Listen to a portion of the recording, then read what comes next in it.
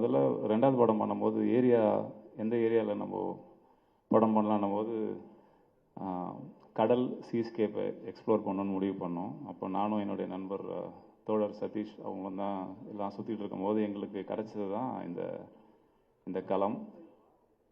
அதில் ஒரு இன்ட்ரெஸ்டிங்கான ஃபேக்டர், இப்போ நம்ம ஏவியில் பார்த்ததை தாண்டி ஒன்று இருக்குது. ஒரு 100 கிலோமீட்டர் ஸ்ட்ரெச்சில் ஒரு மக்கள் இந்த விளையாட்டை பல 100 ஆண்டுகளாக தொடர்ந்துட்டுருக்காங்க. அது உள்ளே போய் பார்க்கும்போது ஒரு ஆச்சரியமான விஷயம் தெரிஞ்சிச்சு. என்னென்னா, அந்த விளையாட்டு தான் அந்த மக்களை பாதுகாக்குன்ற உண்மை நாங்கள் தெரிஞ்சுக்கிட்டோம். அந்த விளையாட்டை அவங்க விட்டாங்கன்னா அவங்களுடைய வாழ்வாதாரத்தையும் சர்வைவலையும் அவங்க இழந்துடுறாங்க.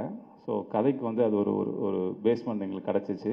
ஏன்னா இது இன்ஜினை கைட்டி வச்சுக்கிட்டு ஒரு கேம் விளையாடுறாங்க.